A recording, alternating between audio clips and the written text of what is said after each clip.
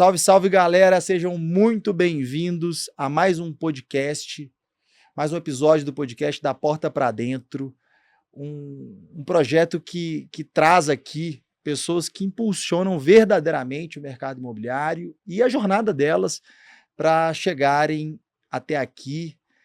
E hoje nós temos um convidado muito especial, o João Lacerda, meu amigo, educador imobiliário, treinador imobiliário, consultor de imobiliárias, que eu tenho a satisfação, tenho certeza que o papo vai ser bom. Valeu, João, obrigado pela presença. Obrigado, meu querido Arthurito, meu mano, meu irmão, minha inspiração da corrida, um grande amigo do mercado também, que o mercado me deu. Satisfação imensa e orgulho enorme de estar aqui, meu irmão. Obrigado pelo convite. Ô, João, nós temos coisa demais para falar, enfim... O papo assim, não vai acabar nunca, mas eu queria começar por um lugar, cara. Todo mundo que veio aqui assistir esse podcast sabe que o João foi um fenômeno na Casa Mineira, mas eu quero saber o seguinte: João Lacerda, com 12 anos de idade, o que pensava, o que queria fazer, imaginava, cara, que ia estar aqui hoje, mercado imobiliário, referência, Brasil, o que você pensava? Cara, primeiro agradeço pelas palavras, né? Mas não imaginava, assim, como muitos, aliás, como a maioria que se tornou corretor, talvez não pensava isso antes, né? Eu acho que nos meus 12 anos eu queria ser publicitário. Aliás, era algo que eu tinha certeza absoluta na minha vida que eu seria publicitário. Era um cara criativo e tal, e eu conhecia pessoas que eram desse mercado e me falavam um pouco dos bastidores e tudo, eu me via naquilo e era aquilo que eu faria. Achei que faria aquilo, estava convicto. E aí, quando bateu o momento da faculdade, prestei vestibular para publicidade, enfim, entrei na faculdade, fiquei 6 meses e vi que não era aquilo para mim. Depois tentei mais um período em marketing, também não consegui seguir, por outros problemas também, pessoais, questões pessoais, que envolveram a empresa da família, que eu quis assumir o negócio e não tinha como manter as duas frentes ali, empresa e faculdade. Acabou apertando ali um lado ou outro, eu optei a empresa. E era uma empresa, meu pai daqui de Contagem, minha mãe de São Paulo, vieram para Minas, começaram um negócio na garagem de casa, um pequeno negócio, fazia impressão em canetas, em brindes e canetas. E esse negócio cresceu, escalou, tomou corpo. Começaram a prestar serviço para grandes empresas, tipo GE, que era uma gigante na época, Fiat, Nansen, entre outras. E esse negócio ficou bem grande, durou durante muitos, assim, teve uma duração longa, assim, né, uma vida relativamente longa. Ali, quando eu já tinha meus 20 anos, depois de ter passado uma temporada na Oi, eu trabalhei com os meus... Quando você tem pais empresários e nasceu dentro de uma fábrica, você está sempre ligado no negócio, né? Então, eu nasci convivendo com funcionários, no chão de fábrica, fazendo coisas pequenas ali, né? E com meus 15 anos, eu saí um pouco desse meio, mais ou menos aos 18, fui trabalhar na Oi, e lá eu tive uma carreira meteórica, fui vendedor da Oi do Barreiro, e com 6 meses de trabalho, eles gostaram do meu perfil ali, me chamaram para ser subgerente da loja do Pátio, que era uma loja conceito da Oi da época. A Oi estava começando, isso em 2018, mais ou menos, 2008, perdão.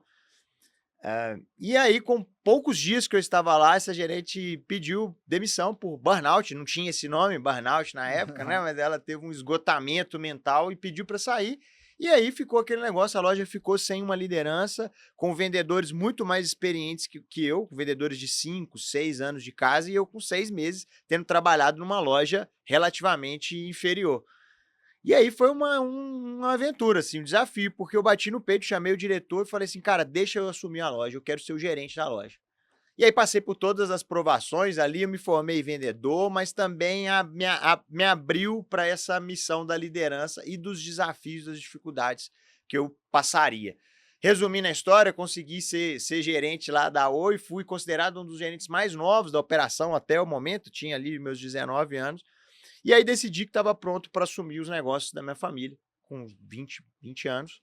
e os negócios estavam indo um pouco assim, sofreram um pouco da crise de 2008, aquela crise internacional, então afetou muito o mercado automotivo, que era o principal cliente, então o negócio começou a dar uma bambeada, eu assumi para tentar resolver e acabei quebrando o negócio de vez, assumi assim, por imaturidade empresarial, por falta de conhecimento, por uma série de coisas, eu acabei quebrando esse negócio e machucou demais. Foi um período muito, muito difícil da minha história, da minha família. E assim, vivi alguns anos com esse sentimento de que vou ter que me acostumar com a vida, assim, sabe? Vou ter que me acostumar com uma vida que é quem passa por isso, quem já passou por isso, sabe o quanto isso machuca, assim, né? O quanto isso limita as pessoas, né? Então você não pode ter um cartão no seu nome, você, a qualquer momento um oficial de justiça pode bater na sua porta. Então, quando você tem um negócio do tamanho que era e com a quantidade de funcionários que tinha, da maneira que quebrou, então foi algo realmente bastante complicado. E que a corretagem me salvou, assim, né? Antes da corretagem, eu passei um período, trabalhei um tempo na Emiv, quem aqui de Belo Horizonte conhece, hoje a Emiv é uma empresa nacional, mas quem de BH especialmente conhece a Emiv, é uma grande empresa de segurança eletrônica. Ali realmente assim, eu me forjei como vendedor, né? Na Oi eu entrei para a profissão de vendas e na Oi eu me forjei porque era um período de muita dificuldade para se vender o produto de segurança eletrônica. Não era autônomo, né? Era um tipo de venda autônomo, então não tinha nenhum apoio assim, financeiro, não era assalariado, vamos dizer assim. E eu peguei uma das regiões da cidade aqui de BH, uma das mais difíceis, que era o Baixo Centro, que era Guaicurus, Rua São Paulo e adjacências. Mais uma vez, quem é de BH sabe do que se trata, é uma das regiões mais centro na veia da cidade, assim, né? Quando a gente pensa num centro de uma cidade, aquela parte um pouco mais antiga e tudo mais, alguns comércios lá que tem lá, que é específico, né? Que a turma, alguns gostam, mas trabalhei nessa região e foi um período de muita dificuldade, mas que ali assim, adequei a minha humildade, aprendi a colocar o meu ego de lado, Sim. porque eu quebrei o negócio por vacilos que são atemporais, né? Assim, de achar, quando a gente foi montar a empresa, em vez de pensar nas melhores condições para os funcionários e tal, eu pensei numa cadeira bonita, queria ter uma mesa bonita, queria ter uma parede, eu não esqueço, a gente gastou R$ 3.000, que era um dinheiro importantíssimo, numa parede vermelha. Umas coisas assim meio malucas, né? O que levou a esse declínio, o colapso e a quebra da empresa. E aí passei esse período na Emiv, de 1 ano ali mais ou menos, mas eu senti no meu coração que tinha algo maior me esperando. Eu senti que tinha algo guardado para mim, tinha algo maior que eu poderia servir ao mundo, né? Não talvez com essa clareza, mas eu sabia que tinha algo diferente. E um belo dia, já esgotado um pouco também dessa coisa de venda de rua, de porta a porta, de vender segurança eletrônica, que foi um negócio digno, mas que naquele momento já não estava me servindo mais, eu já tinha aprendido o que eu tinha aprendido, já tinha fechado um ciclo ali, eu já precisava partir para outra coisa e não sabia o que era. E eu não sou um cara que frequento religiões, coisas do tipo, mas eu sou um cara que tem muita fé. Fé no Criador, fé no universo. E nesse momento, dos momentos mais difíceis da minha vida, inclusive e até mesmo da minha família, do meu entorno mais próximo, eu juntei minhas mãozinhas e fiz um pedido com toda a fé que eu tinha, que era um negócio que eu pudesse fazer muita diferença na vida das pessoas, que eu não tivesse funcionário, naquele momento eu não queria ter funcionário de forma alguma, nem podia, né? Não queria ter funcionário, não queria ter patrão também, não queria ter chefe. E que eu fosse muito bem pago por isso. Esse foi o meu pedido. Eu não esqueço disso jamais, assim. E esse foi o meu pedido e não quis florear demais. É isso, eu sei que é difícil, mas eu entreguei para as minhas crenças, entreguei para o meu criador, para o universo, que eu acredito demais. 3 dias depois, num curso que eu estava fazendo uma formação, a pessoa virou para mim e me chamou e falou: Lacerda, você quer ser corretor de imóveis? Aí daí para frente é a história, né? Ali aquele pedido ali, aquele convite, né? Naquele momento mudou a minha história. E muitos diriam que você chega na corretagem de imóveis sem nenhuma preparação, o que eu discordo frontalmente, porque a gente percebe, né, a dificuldade, nós vamos falar um pouquinho sobre isso, dificuldade de recrutar bons corretores e essa tendência de formação, inclusive, seu trabalho é excepcional nisso, na formação de corretores e que o que envolve também, e acho que não só na corretagem, mas na grande maioria das profissões, das atividades, uma habilidade de se comunicar, uma habilidade de se relacionar bem com as pessoas, de se posicionar entendendo o ambiente, né? Então, acho que você já chegou bastante preparado ali, pelo menos em boa parte das habilidades que o corretor precisa ter. Mas e lá? Aí você entra para fazer o quê? Porque, cara, para acompanhar um corretor, foi na Casa Mineira. Sim, sim, sim. Como foi assim? Essa pessoa me chamou, e foi engraçado isso, que ela me chamou para ser essa colega de curso, me chamou para trabalhar, só que ela me chamou para trabalhar numa imobiliária, não era Casa Mineira, era uma imobiliária de lançamento. Isso 2012, salão, aquela época de lançamentos a todo vapor, aqueles salões de venda com 300 corretores, uma imobiliária que funcionou aqui no bairro Santo Antônio. Entrei lá nesse salão, muitos e muitos corretores, eu falei assim, gente do céu, que negócio é esse? Fiquei assustado no primeiro momento. E aí, quando fui conversar com o diretor e tudo mais, achei legal o papo.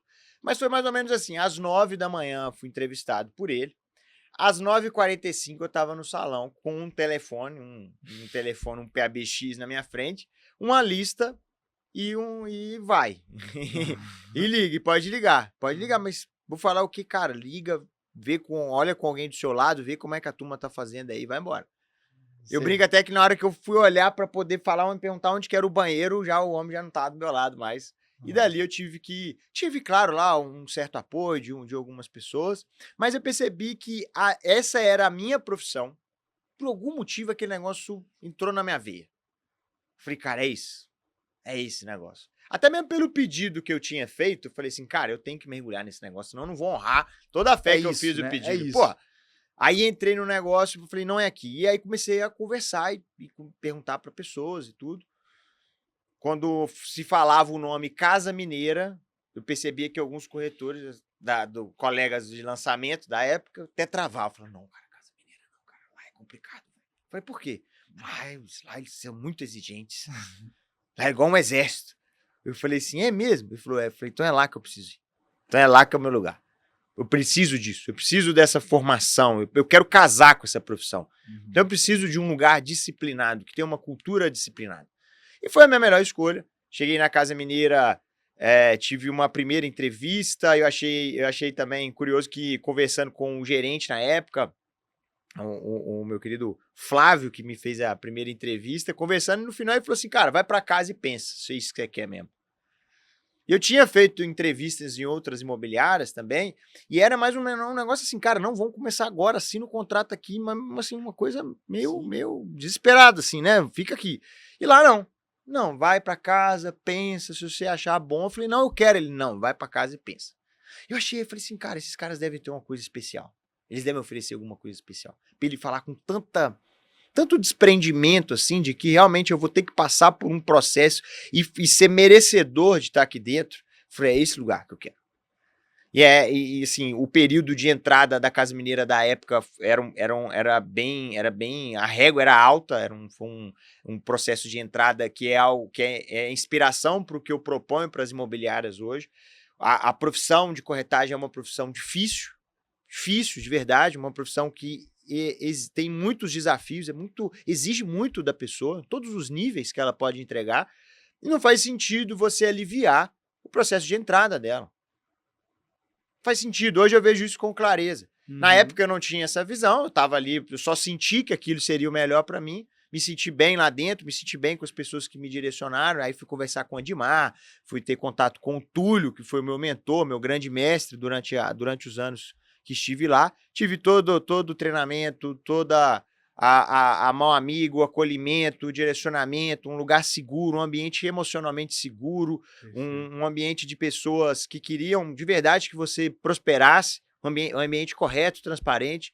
Então eu senti que ali era o lugar que eu podia plantar todas as sementes da transformação que eu esperava na minha vida, e assim foi. Foram quase 5 anos como corretor, fui campeão de vendas como corretor, depois tive a oportunidade de ser líder de equipe, gerente de equipe, e foi maravilhoso, porque ali eu pude acender mais ainda essa chama, propagar mais ainda essa chama, de poder ajudar as pessoas que talvez estavam passando por momentos ou dificuldades, assim como eu estive, e fizeram a mesma escolha que eu nessa profissão maravilhosa, que me salvou, me deu dignidade, me deu condições de sonhar, me deu condições de ter esperança, de ter qualidade de vida, de poder, de alguma forma, apoiar minha família também, de resolver as questões dessa experiência, dessa empresa que ficou lá atrás, que me ensinou muito. Então é uma profissão maravilhosa e hoje eu tenho oportunidade, como líder, a partir disso comecei a ter essa oportunidade, me apaixonei por isso. Na fusão Casa Mineira, Quinta Andar, surgiu uma posição chamada executivo associado, uma espécie de diretor de unidade. Tive essa chance de assumir esse cargo, onde pude levar isso para um outro nível, conseguir enxergar a operação mais vencedora do Brasil, que é a operação da Casa Mineira, hoje dentro, né, incorporada pelo Grupo Quinta Andar. Continua sendo a operação que mais vende unidades, né? Mais faz vendas de unidades de imóveis no Brasil. Então, e se inspirou muito e aprendeu muito com o nosso modelo. Então, eu pude participar dessa integração, dessa fusão, que me ensinou demais. Há 2 anos e meio, eu venho com o meu projeto, onde eu decido finalizar meu ciclo lá, glorioso, assim, de muito aprendizado para mim, de um eterno, assim, né? Uma marca eterna que eu vou levar desses anos todos, mais de uma década na Casa Mineira e Casa Mineira para o Quinta Andar. Há 3 anos, 2 anos e meio, 3 anos, eu venho com o projeto do Instituto Rampa, que é para levar para o Brasil, é compartilhar com as pessoas um pouco dessa coisa boa que eu tive a honra. O pessoal fala que não, mas eu falo, a sorte de ter encontrado. Cara, eu tive a sorte de estar no lugar certo, na época certa, e peguei os anos dourados dessa empresa maravilhosa.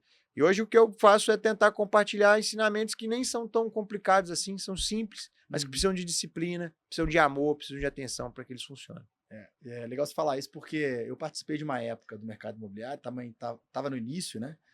Em que uma profissão, né, que é a corretagem, super importante, uma profissão fundamental, né, na máquina que o negócio imobiliário, o mercado imobiliário, como advogado de imobiliárias e de corretores, né, eu percebo claramente como o corretor é peça fundamental nessa jornada, mas em determinado período existiu, você estava contando sobre a sua entrada num salão de lançamento, de venda, uma época em que os corretores tiveram ali momentos de tiradores de pedido, né? Que não tem nada a ver com corretagem, né? Corretagem é muito mais do que isso, mas em uma profissão que passava por um processo, e ainda passa, e cada vez melhor, né, por um processo de valorização, né? Esse momento ele é um momento desafiador, porque acaba que as coisas não desenvolvem, né? Na dificuldade você cria um desenvolvimento claro, assim, do que é importante dentro dessa profissão. E aí, quando a gente discute também sobre barreira de entrada, né, para a corretagem, e eu estou vendo aqui essa exigência, ou pelo menos essa marca de exigência da Casa Mineira, é uma barreira de entrada que eles criaram para uma profissão que precisa de resistência. E talvez a resistência passe por ter um entendimento claro de tudo aquilo que te espera de negativo e de positivo, né? Você falou sobre quebrar empresa, e assim, sei que em uma situação menor, é claro, em menor escala, toda vez que um negócio cai, vários caem, né? A todo momento, você tem essa sensação angustiante, ou pelo menos começa a ter no início, de agora, né? O próximo negócio, aquele desânimo, e isso envolve uma resistência, uma habilidade muito grande. Mas eu queria te perguntar o seguinte, liderança, cara, acho que não pode mais ser surpresa para ninguém a importância, né? E aí, eu não estou falando de nenhum floreio sobre liderança, isso passou a ser até um pouco banalizado, mas na prática, o que você acha que é isso? Como é que você aprendeu isso? Você certamente teve excelentes líderes, você citou, porque você falou, a imobiliária me dava isso, aquilo, e te deu certamente boas pessoas para onde olhar, né? Sim.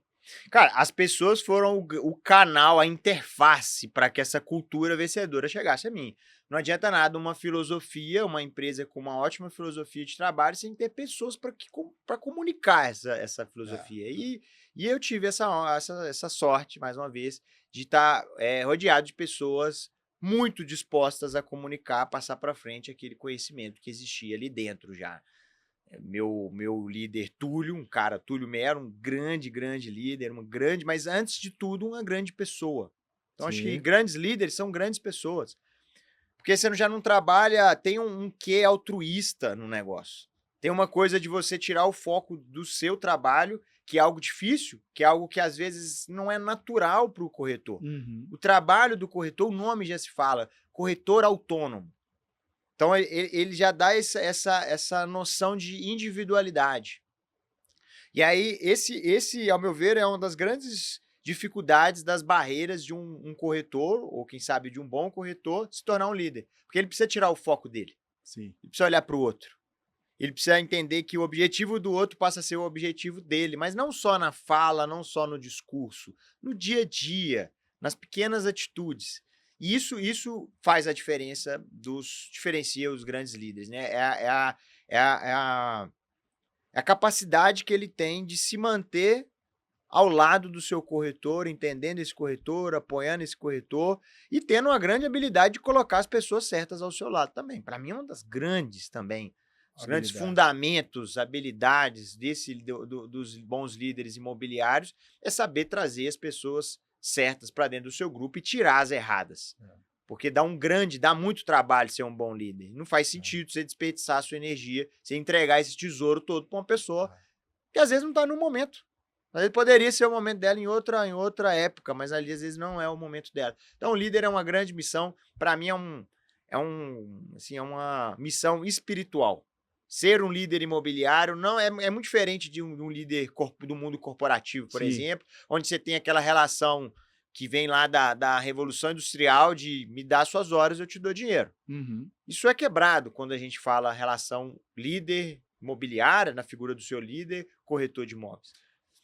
Sem dúvida alguma, cara. E assim, eu olhando para o escritório, né, lá atrás, quando a gente procurou o Hélio, que você conhece bem, Hélio é um grande Hélio Moreira, queria um site, né, cara? Ele falou assim: não, você não sabe nem o que você quer. Você não quer o site não é isso, a gente queria fazer um negócio diferente e tal, então vocês não sabem nada, vocês não sabem nem o que vocês querem.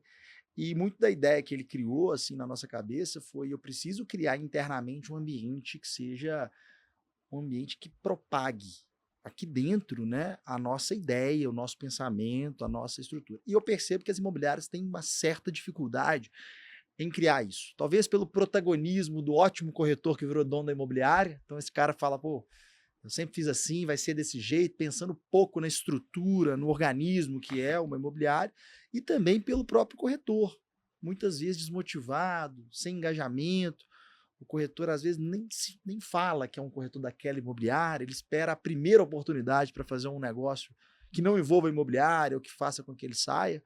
E talvez esse desafio, né, de criar essas pessoas dentro das imobiliárias aconteça. Né? Como é que é lidar com isso? Porque esse cara chega lá querendo fazer o que você queria, né, cara? Eu preciso resolver minha vida aqui como é que se engaja um sujeito desse a crescer coletivamente? O líder tem que fazer isso, né? Cara, e para mim essa é uma das grandes oportunidades que as imobiliárias têm, né? É cada vez mais visível o quanto o corretor tem capacidade de atração de pessoas. Tem experiência de imobiliárias que fazem campanhas ou incentivam campanhas, tirar um pouco do seu caixa ali para investir via empresa, investir nos perfis pessoais ou ali profissionais dos corretores e tem tido uma boa performance. Então isso mostra que pessoas querem fazer negócio com pessoas. Então, o corretor ele tem a capacidade de dar capilaridade para essa imobiliária dentro ali daquela macro ou micro região que ele atua. Então, os corretores eles têm o potencial de serem pequenos embaixadores ou médios, grandes embaixadores da imobiliária, desde que a imobiliária também o apoie. Ou não estou dizendo que isso seja uma obrigação da imobiliária, pelo contrário, é uma oportunidade que a imobiliária tem de se apresentar como uma escola e capacitar esse cara. Porque não adianta também fazer um bom trabalho de divulgação quando a corretagem básica do cara tá falhando. Chama de corretagem básica, né? O cara vai para engenharia, eu tenho uma amiga que dá aula de reforço para a turma da engenharia, ela fala que a principal coisa que ela ensina é matemática básica. Então tem muitos corretores que às vezes têm uma grande ou sabem se projetar, mas falham na corretagem básica, o que é um problema também. Então, quando você consegue trabalhar nessas duas frentes, formação profunda desse cara, Aham.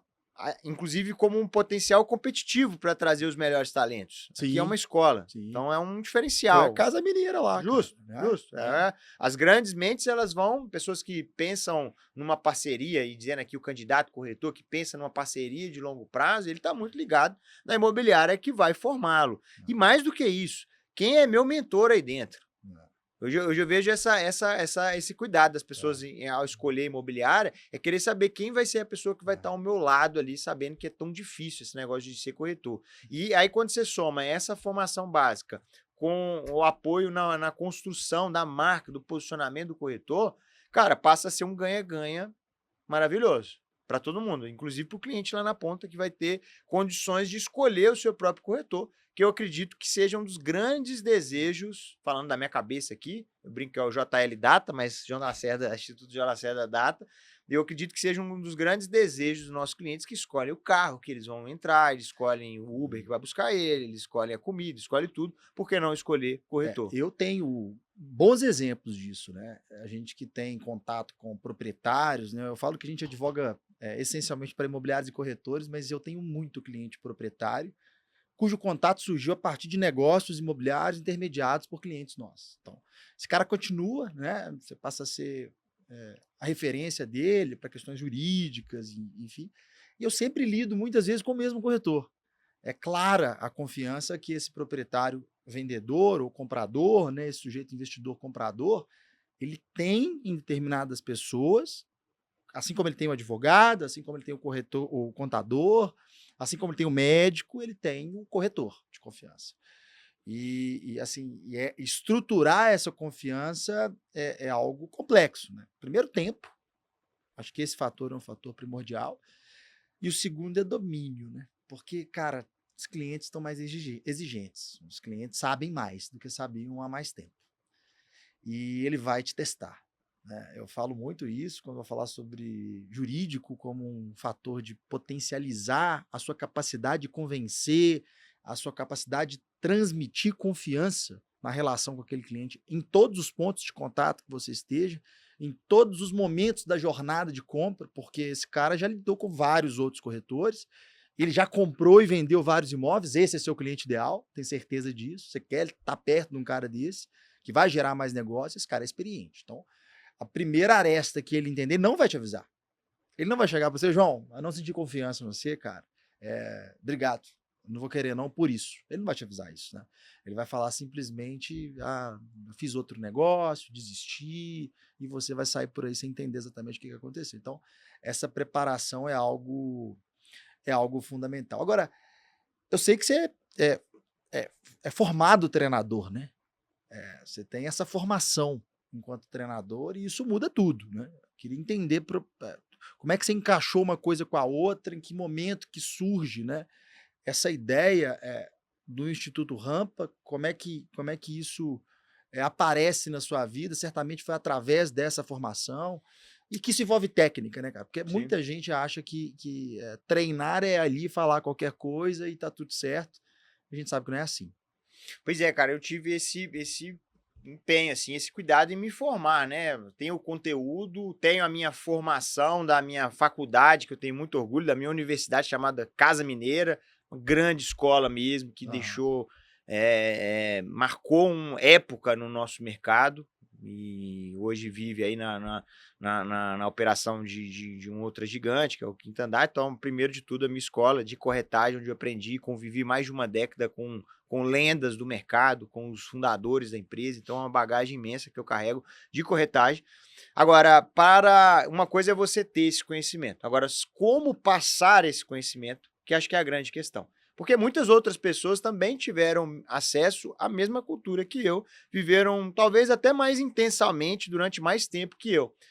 Mas a disponibilidade, o interesse e de verdade pagar o preço para viver essa vida, porque, cara, eu saí de uma condição ali de corretagem, com os números que a corretagem oferece, para um contrato único, que foi meu primeiro contrato, que foi uma imobiliária chamada Valor, aqui de BH, qual eu tenho um carinho enorme. É nossa cliente, né? São seus clientes, inclusive eu conheço Número um, você, né? inclusive número 1, cliente número 1. Também minha cliente número 1. Tenho um carinho enorme pelos diretores, pela turma toda lá, foi quem acreditou em mim primeiro. Saí com um contrato de R$ 5.000 para poder encarar um novo mundo, assim, né? Então tive que pagar o preço por esse negócio, mas antes disso eu tinha me preparado, eu sou formado em PNL, em Programação Neurolinguística. Sim. Esse curso que eu falei que estava fazendo, que tinha uma pessoa me chamou para ser corretor, era um curso de formação profundo, de practitioner, né, de PNL, e foi nesse curso. Então a PNL, de certa forma, ela me trouxe também para o mercado, foi estudando, me preparando.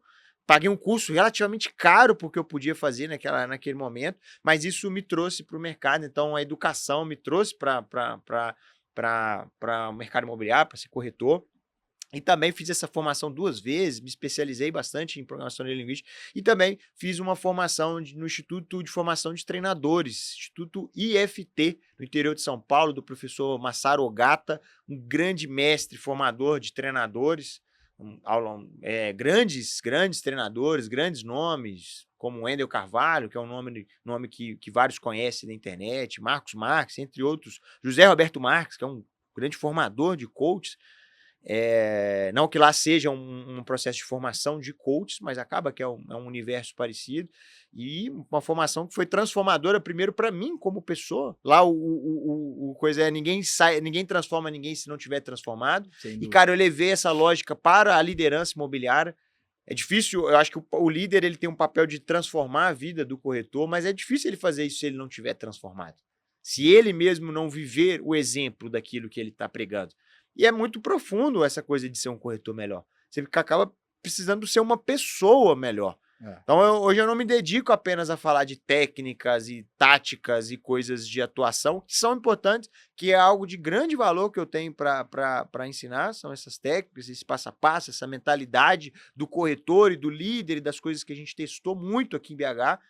Só para constar que em BH a gente chegou a vender 40% dos imóveis de Belo Horizonte, vendidos em Belo Horizonte, nós vendemos. Então, essa forma de fazer corretagem ela é muito valiosa, mas eu acredito de verdade que não basta isso para o cara ser um líder melhor, ser um corretor melhor. Então, ele precisa pensar nos hábitos dele, ele precisa pensar no tempo de sono dele, das relações pessoais dele, a relação dele com a espiritualidade dele, com a família dele. Então, eu vou nesses pontos todos, que são pontos que eu trago de outras formações, de outras inspirações. Cara, e você tocou num ponto legal, eu estou vivendo uma experiência super curiosa, né?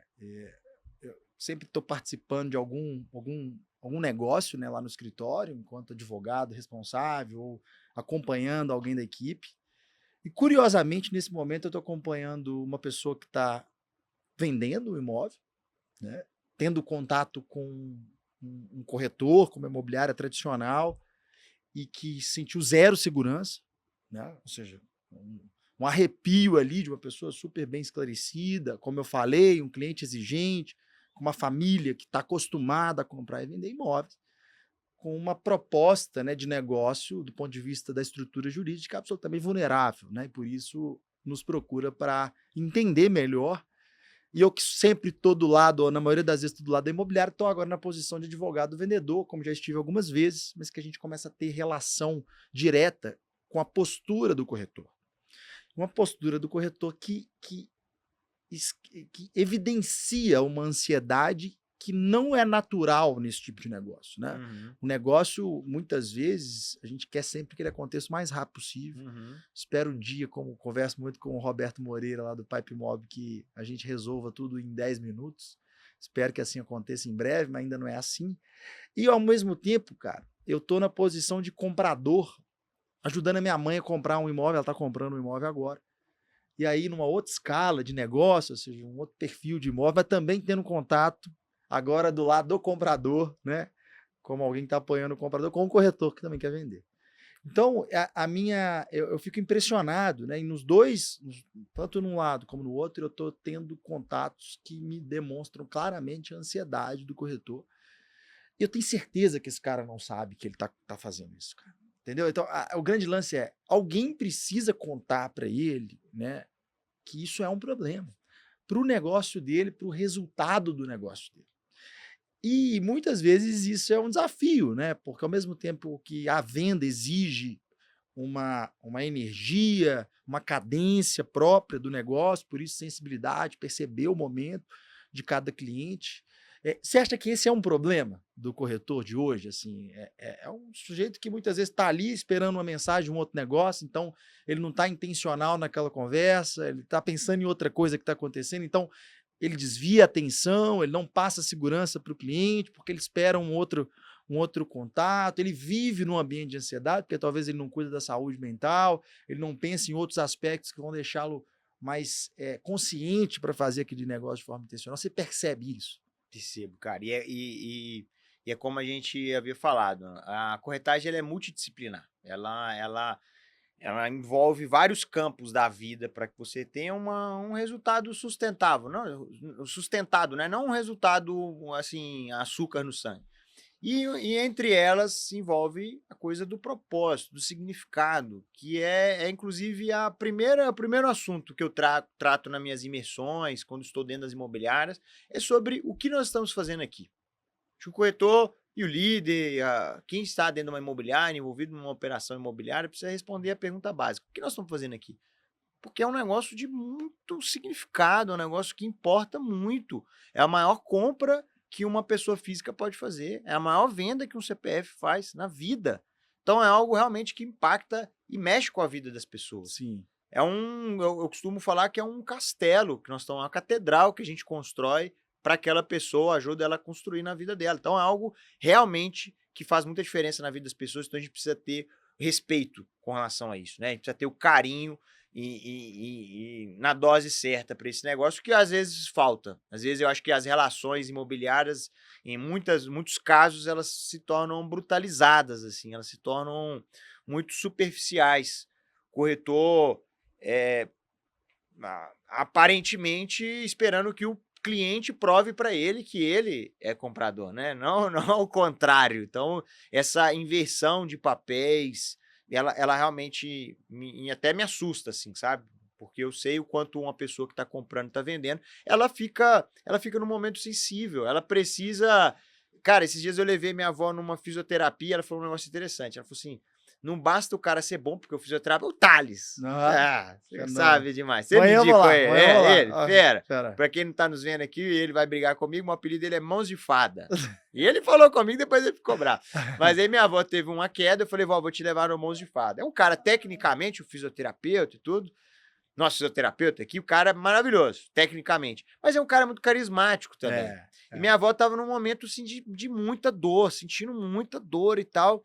E ele, além de usar da técnica dele, usou do carisma, usou da acolhida, do aconchego. Inclusive, minha avó usou essa palavra. Ela falou assim: cara, Mãos de Fada é foda mesmo, hein? Ele é fera. Ele, além de ser muito bom, porque ele deu uma esticada nela, ela não estava conseguindo andar, ela saiu de lá em pé. Ele falou assim, ele me aconchegou num momento tão difícil. Eu fiquei pensando assim, cara, o quanto que na corretagem essa lógica é poderosa também, o quanto que o cliente espera um aconchego, porque tá doendo. Sim. Ter que mudar de casa, ter que sair da sua casa, dói. É uma mudança muito drástica, que envolve você desinstalar de um lugar e se instalar em outro, sim, sua família, sim, mudar toda a sua logística. Era insegurança. Segurança, tá fazendo um bom negócio, não tá? É um negócio que não dá pra você amanhã desistir. Então envolve muita coisa, tá doendo, essa pessoa espera esse aconchego. Então acho que esse é o ponto, a coisa do propósito, do entendimento do significado. E um outro ponto também que ajuda a construir relacionamento, que é uma coisa que você tinha falado, que eu concordo muito, que a construção de relacionamento, ela vai se dar muito também por aquele corretor, a parte financeira dele, a organização financeira dele. Sim. Reserva financeira, um corretor que ele não tem uma reserva financeira, ele não é organizado financeiramente, e ele fica ansioso. O cliente percebe isso, e aí o cliente liga o sinal de alerta. Sim. Esse cara tá mais preocupado com a comissão dele do que com me ajudar. E é nesse momento, cara, e por isso que eu acho tão claro, para mim fica tão visível isso, porque nesse momento é que a gente é acionado, né? Eu já vi inúmeros negócios acontecerem sem a participação do advogado, que muitas vezes chega ali e coloca pelo em ovo. Isso acontece mesmo. Só que todas as vezes que o advogado é acionado, né, alguma coisa gerou desconfiança. Então, assim, o meu entendimento sobre isso, cara, é que na estruturação da relação de confiança é fundamental que esse profissional esteja preparado para antever esses receios que serão gerados, porque o negócio por si só é um negócio importante e tal. Então, eu sempre falo, cara, se aprende, você vai falar até um pouquinho, vou pedir para você me citar algumas técnicas das mais infalíveis aí que você usa, mas além de tudo isso, né, todas as habilidades, a gente defende muito que, cara, não é o advogado que a imobiliária tem, que sabe desenrolar o negócio, coloca ele na mesa de reunião, não é isso, cara. Você precisa ter uma consciência jurídica, porque jurídica significa o risco que ele acha que é comprar um imóvel, ele acha que o negócio não é seguro, justamente em razão da complexidade do sistema, do que ouviu falar, do que é importante financeiramente. Então, começa do corretor que entende minimamente os aspectos jurídicos, né? Explicar o que é uma matrícula, explicar o que significa o imóvel estar pronto para ser vendido, qual que é a jornada, escritura, o que precisa, deixar o sujeito confortável de que aquele próximo passo, que geralmente é obscuro dentro da corretagem, né? Vai lá para o limbo do jurídico, ninguém sabe o que acontece nesse buraco negro, o corretor precisa saber. Né? Ser advogado, não precisa ser especialista em direito imobiliário, mas isso faz parte do produto que ele está vendendo, do processo de venda. Então, eu defendo muito que é preciso entender isso para vender mais. É preciso entender isso para vender melhor. Eu acho que esse é um ponto importante, assim, que fica dessa lição mesmo, né, cara? Precisamos ter uma série de ferramentas a serem usadas. Cara, eu já assisti algumas palestras, né? Estivemos junto lá no Cúpula Summit e se deu um show, o pessoal super engajado, super animado, parece que está todo mundo de lá querendo conquistar o mundo. E você sempre cita algumas técnicas da corretagem que o tempo passa e que não mudam, né? Então, assim, a gente estava até brincando outro dia, né? Falando sobre o novo corretor tradicional, né? Como é que isso... Queria que você contasse aqui para a galera algumas delas, o que você tem falado, o que o pessoal... o que funciona. Cara, eu gosto muito desse tema porque é algo que eu me dedico de verdade. É explorar os temas que, na minha percepção, são atemporais. Eles são perpétuos. E em um mundo onde existem tantas luzinhas, tanta fumaça, tanta coisa acontecendo, tanta novidade, tanta ferramenta aparecendo o tempo inteiro, saber separar o que de fato vai te ajudar naquele momento ou o que vai te sobrecarregar, vai desviar a sua atenção daquilo que você não pode deixar de fazer, eu acho que passa a ser é o desafio, quem sabe, do milênio. Os corretores, por exemplo, uma das ferramentas que ela tem o seu significado, ela tem o seu uso, que é o WhatsApp, e ele acaba sendo usado de forma desproporcional. Ele acaba sendo usado de forma excessiva. E o corretor ele deixa de usar uma outra ferramenta, que ela é antiga, e eu acho que ela não vai sair de moda tão cedo, que é a ligação. Então, por onde eu vou, nas operações que eu vejo, que eu rodo Brasil, que eu tenho conversa, assim, que eu tenho contato, as operações mais vencedoras e até mesmo os corretores que têm um resultado que se sustenta ali, né, durante um tempo, são corretores que usam a ligação. E eles, de alguma forma, eles conseguem encaminhar o cliente dele para uma ligação. Usam a mensagem para jogar para a ligação. Então, isso é uma das coisas. Uma das coisas que eu acho que é um dos maiores maus silenciosos do nosso negócio é o corretor apresentar imóveis que ele não esteve lá antes. Que é um dos maiores absurdos do nosso negócio. Não falados. É uma coisa pouquíssima Eu estendo a não ter visto a matrícula, tá? Eu estendo... Mas assim, cara, realmente é impressionante isso. Sim. Poxa, imagina, o cara, ele apresentar o imóvel, nunca ter pisado lá dentro, é a coisa da confiança.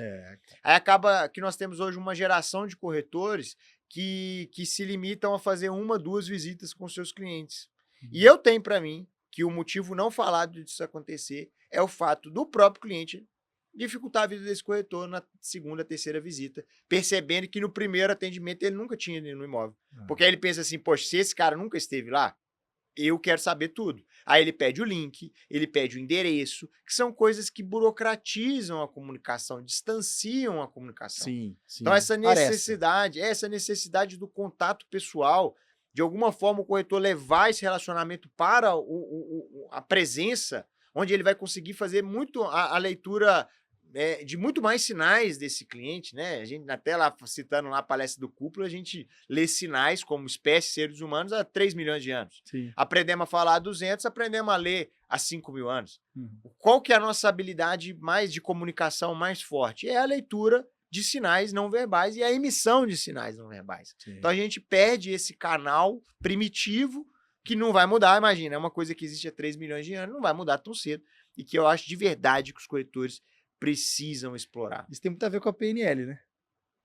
Cara, acho que a PNL é uma linguagem para a vida, assim, né? Então, quando você trata de um negócio com tanta importância, que é um imóvel, a pessoa está colocando toda a carga dela ali, acho que quanto mais você conhecer de gente, conhecer de coisas que vão além do que está sendo falado, perfeito, e aprender e ampliar a sua percepção, eu gosto muito dessa metodologia de neurolinguística, porque ela amplia a sua visão a respeito da situação, da pessoa que está do outro lado. Isso ajuda muito o corretor ali na ponta, nesse último quilômetro ali, que é o corretor que faz, não tem mais ninguém para fazer, não tem dono, não tem líder que vai lá, é o corretor. Então ele precisa ser bom de gente. Então acho que estudar sobre pessoas é algo também que não vai mudar muito.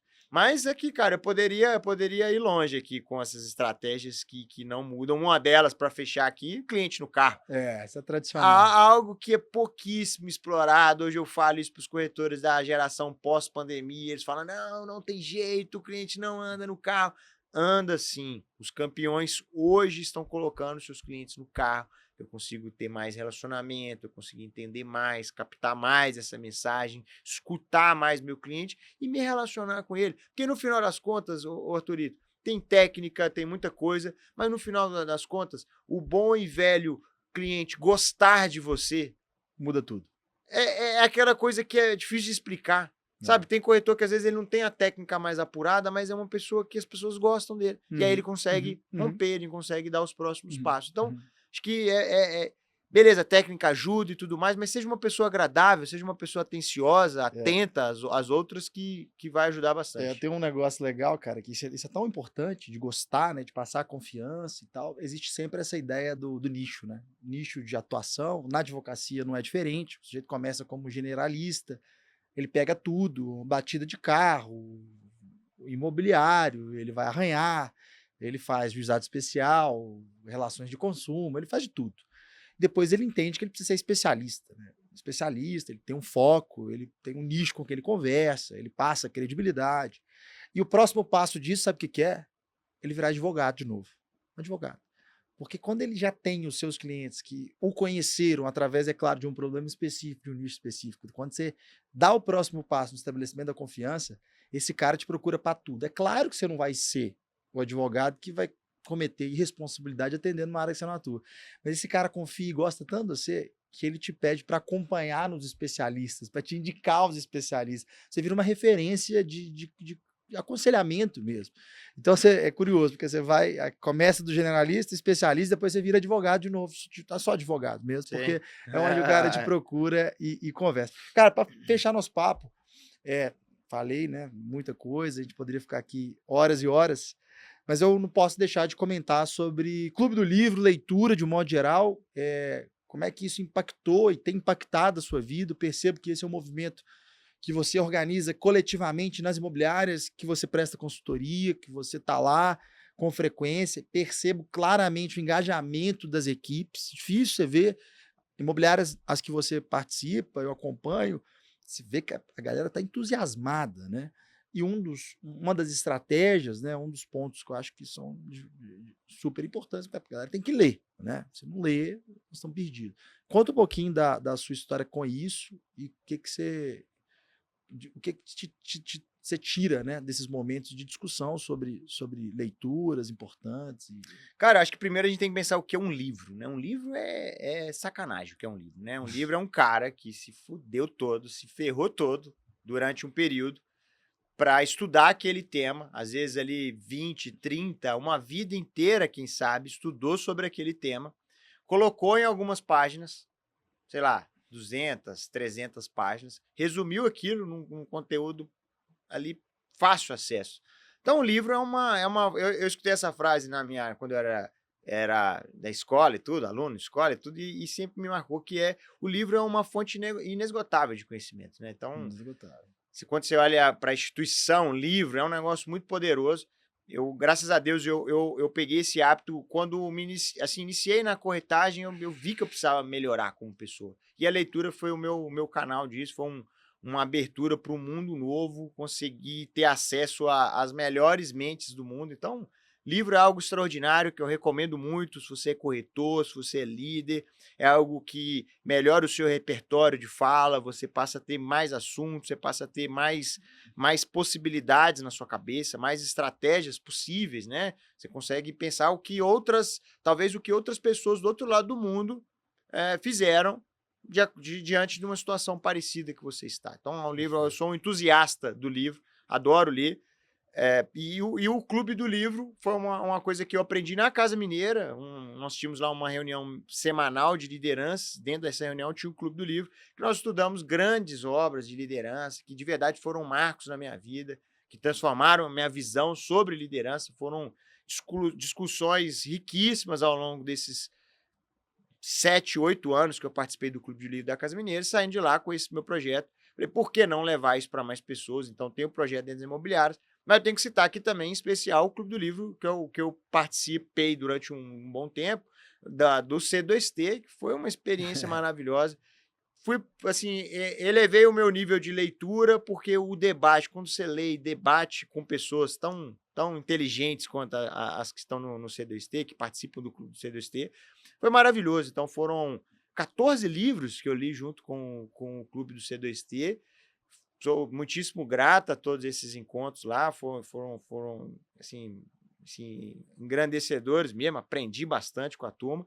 E hoje a gente tem um projeto do Clube do Livro, que é a resenha do livro, que é para a gente poder ter, assim, além do ambiente formal, a gente tá num ambiente mais descontraído, toma um vinhozinho, come um negocinho ali e tem uma boa resenha a respeito de um livro ali que pode ajudar todo mundo. Então, um negócio que faz parte da minha vida.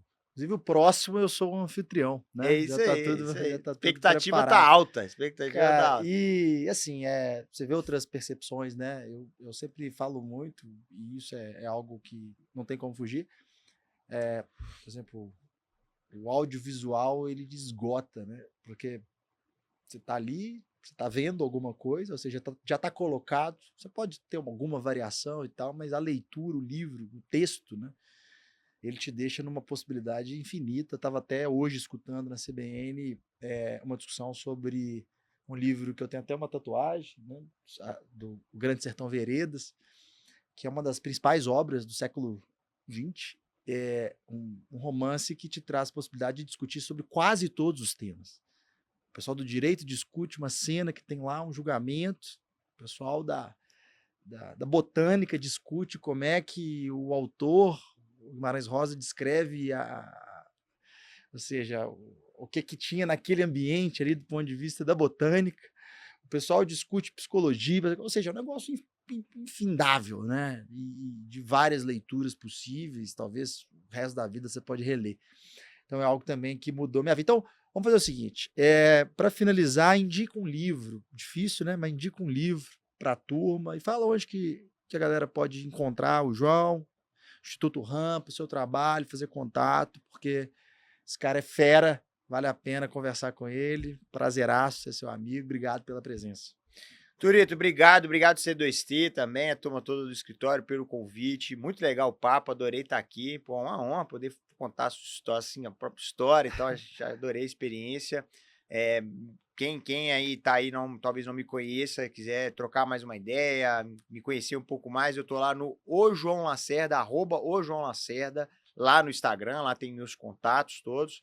Um livro que eu indico, um livro que nós lemos recentemente no nosso clube, que eu amei, assim, um livro que Não vou dizer que foi assim, porque eu sou muito emocionado, sabe? Aí eu sempre acho que é o melhor, que foi o divisor de águas, aí eu sempre venho com essa ideia assim, mas porque realmente foi um livro que me marcou muito, que eu recomendo aos líderes, que é Empresas Feitas para Vencer, do Sim. Jim Collins, um clássico, um livro que ficou me rodeando durante muito tempo, e agora no clube a gente leu e eu, assim, achei que faz muito sentido para quem está no ambiente imobiliário. É um livro de 99, mas que está super atual. Sensacional, cara. Vale muito, vale muito. Ó, valeu. Obrigado. Pessoal, até a próxima. Valeu. Tamo junto. Tamo junto. Abraço.